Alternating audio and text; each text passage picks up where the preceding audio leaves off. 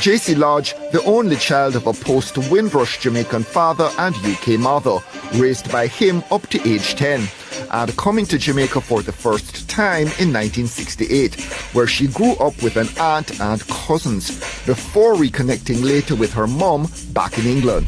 And I thought, here's a chance to, develop this relationship with this person that I never had in my life.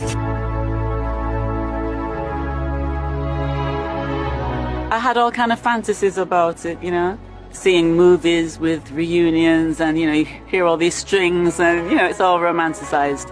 So the reality of it was a little bit different. Wasn't quite what I expected. She's not the most maternal of women, but we have formed a relationship, and over time it's improved. Did she offer an explanation that satisfied, or you were prepared to live with? I accept it. I know my dad inside and out. I loved him deeply. My dad had a very cruel side. So when she says he was abusive, I totally get that. He was abusive to me as well, but he was also extremely loving. He was Jekyll and Hyde. Lodge, with 2 songs that have defined her career, had to pick Telephone Love over Someone Loves You Honey for this episode of Big Chune. So we'll navigate both. JC and her partner-to-be, Errol O'Mealy, shopping his songs and her voice to various producers in the late 70s, before ending up at Joe Gibbs' studio. Actually, the first song they gave me to try out was not one of those songs. It was Do That To Me One More Time, Captain and Tennille. And I liked that song, so I did it in reggae, and I think they only released it in the Bahamas. I don't know what happened with it, but apparently it was like a trial run, and then they said, okay, we have this next tune for you, and it was Someone Loves You Honey, which I'd already heard by Charlie Pride. He wasn't the writer, he was another singer of it, but his version was well liked already, and they said they wanted me to do a version of it. Well, I just went along with it, and I remember being quite petrified because I'd never been in a studio before. I asked for the lights to be dimmed so that I didn't have to see anybody inside through the glass, and I did this song.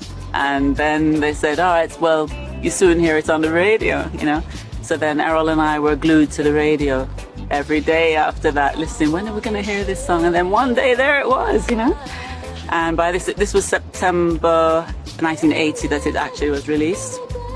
And it went to #1 on all these charts, and I just couldn't believe it.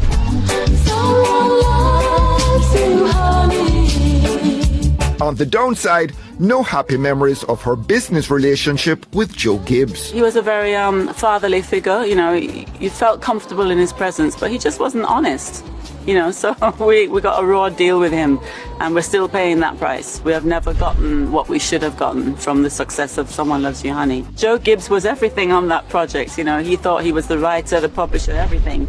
So everything went to him, but then in the long run he paid the price because he was sued by the writers, the publishers. By the original yes, writers? Somebody, Devine or something like that. He got sued, and because of that he lost his business, so he paid a big price for that. Some great female singers around at the time, but women also playing second fiddle to the male stars of the age, and in JC's case, seen as somehow not up to scratch as a reggae act. I've not heard of a female singer. Maybe some of these younger ones coming up now are not being exploited, but in my day, all female singers were exploited in one way or another,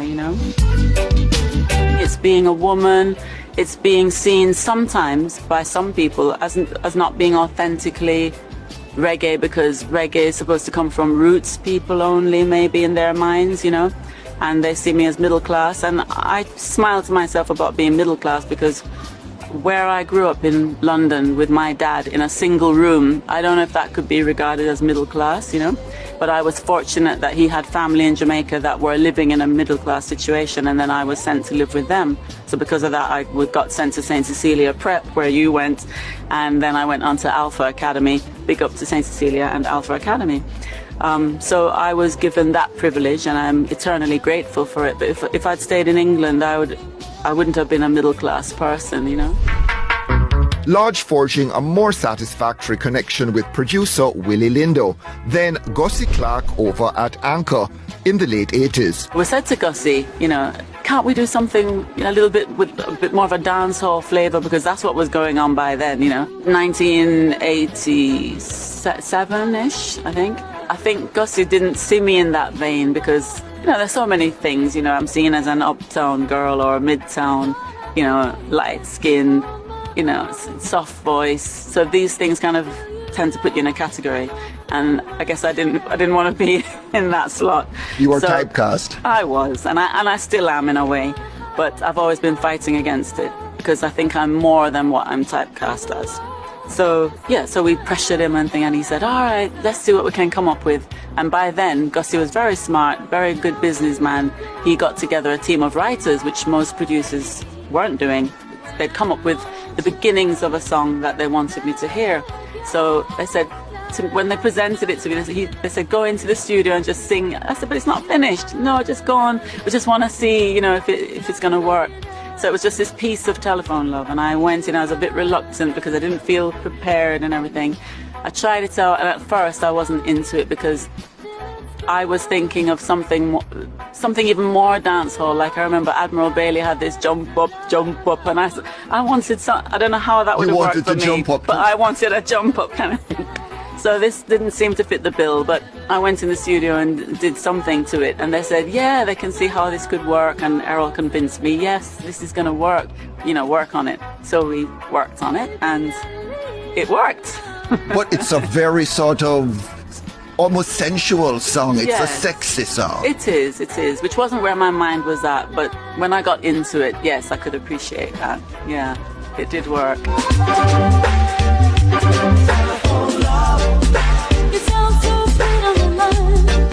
What was the reception to that song? So in Jamaica, it was seen as song number 2 on the rhythm, I think, because Gregory's Rumours was all around. So, I accepted that. But overseas was a different story. Telephone Love was said to open up doors in America because the black American audience took to it, because to them it was like an R&B thing. So it turned them towards dancehall, whereas before they would have not considered it. It was like a bridging song for them. Telephone Love catching the air of Ed Strickland at Tommy Boy Records, which led to an album deal for Lodge. This was an opportunity for us to do our original stuff, which we've always been pushing. And it was also an opportunity to explore more. So not just stick to, a very expected kind of chink. So we did variations on the rhythms. We even did an R&B track, which was called Home Is Where the Heart Is, which I wrote. Home is where the heart is. An odd choice for the single after Telephone Love, but Lodge miscast as an R&B act. We're touring Middle America, singing this song and a few others.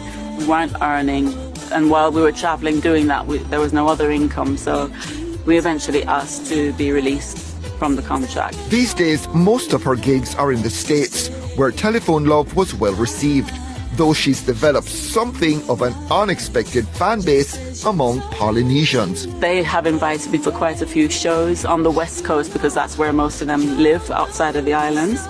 And they're promising to take me to the islands, which I'm looking forward to. And they treat me like royalty. It's like I'm a queen to them, So it's wonderful. Are you a little bit jaded now? Is it still fun? Do you enjoy being on the road? I love it. Because maybe I haven't done enough of it. I'm not like Beres, who's working a show every week. For me, it's still, I've got a show in 2 months' time or something like that, So for me, it's still exciting and it keeps it fresh. What does JC know wish she'd known way back when? In the 70s when she was starting out, into the 80s when she did Telephone Love? One of the regrets I have as a singer is that I don't have a big voice. I just have this, it's a falsetto voice. And I think that's just all I developed because I didn't have any training. When I used to work with Pam Hall a lot in the studio, I would tell her, about this, and she said, well, let me hear you natural, and I'd sing it, and she said, boy, what a big, ugly voice, because my natural voice is not, developed in any way because I don't use it. It's my falsetto is where I'm most comfortable. But I wish, when I watch singers like Etana and, have these strong voices, I just wish I could belt out a tune like that. But I know that people appreciate what I have to offer as well, and so I accept what I have and I make the most of it, Well, it's time for goodbye. We both gave it our best try. Her latest singles are Over and Love Uprising, and after 14 albums and countless singles, there's lots more, since hitting her career highs in 1980 and 88.